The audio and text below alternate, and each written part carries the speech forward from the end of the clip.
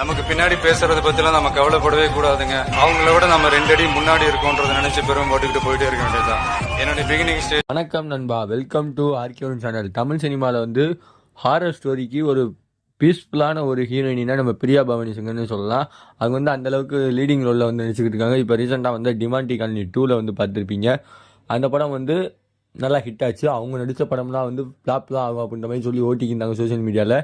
ரீசெண்டாக வந்த இந்தியன் 2வும் அதுக்கு முன்னாடி வந்த ஏகப்பட்ட படங்கள், யானை, இந்த மாதிரி படங்கள் சொல்லிக்கிட்டே போகலாம். அவங்க வந்த படத்தில் வந்து ஃப்ளாப் தான் ஆகும் அப்படின்ற மாதிரி சொல்லியிருக்காங்க. மீண்டும் அவர் வந்து ஒரு ஹாரர் ஸ்டோரி மூவியில் வந்து நடிக்கிறாங்க. அதில் கம்பேக்கை வந்து ஹீரோ வந்து நம்ம ஜீவா பண்ணுறப்பல, ஜீவா வந்து தமிழ் சினிமாவில் வந்து ரொம்ப நாளாக வந்து பட வாய்ப்பே இல்லாமல் இருந்துருந்தார். அந்த விதத்தில் இப்போ பிளாக்னு ஒரு மூவி 2 பேர் சேர்ந்து ஒரு ஹாரர் மூவி வந்து ட்ரெய்லர் ரிலீஸ் பண்ணியிருக்காங்க. அந்த ட்ரெய்லரில் அப்படி என்னென்னா டீகோடிங் பண்ணியிருக்காங்க அப்படின்றது தான் இந்த ரிவ்யூவில் பார்க்க போகிறோம்.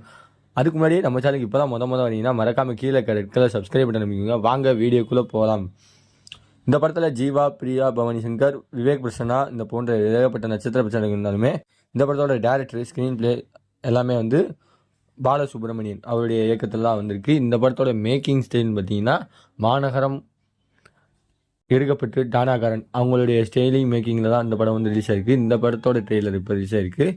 இந்த ட்ரெய்லரை பார்க்கும்போது ட்ரெய்லர் வந்து 2 நிமிஷம் 17 செகண்ட் தான் வந்திருக்கு. இந்த ட்ரெய்லரை பார்க்கும்போது ஒரு வில்லேஜ்லேருந்து பேய் கதைலாம் பார்த்துருப்போம். ஒரு சிட்டிக்குள்ளே, ஒரு அப்பார்ட்மெண்ட்டுக்குள்ளே நடக்கிற மர்மமான முறையில் நடக்கிற ஒரு மிஸ்டரியான ஸ்டோரியை தான் இந்த ட்ரெய்லரில் வச்சுருக்காங்கன்னு நீங்கள் பார்த்தாலே தெரியும். அதாவது சேல்ஸே ஆகாத அப்பார்ட்மெண்ட்லேருந்து ஆப்போசிட்டில் வந்து கரண்ட் வருது, அதுலேருந்து சத்தம் வருது. அது மூலமாக அவங்க வந்து போய் பார்க்கும்போது இவங்களுக்கு மர்மமான முறையில் வந்து பிரச்சனை வருது. இந்த பிரச்சனையிலேருந்து அவங்க ஒய்ஃபை காணா போயிடுறாங்க. அது காணா போனவங்க வந்து ஸ்டேஷனில் கம்ப்ளைண்ட் கொடுக்குறாரு நம்ம ஜீவா. அந்த ஜீவா வந்து கம்ப்ளைண்ட் கொடுத்ததுக்கு காரணம் வந்து போலீஸ் வந்து சஸ்பெக்டடாக வந்து ஒவ்வொரே நினைக்கிறாங்க. அது ஸ்டோரியில் ட்ரெயிலரில் வந்து இந்த விஷயங்கள்லாம் டீகோடு பண்ணியிருக்காங்க.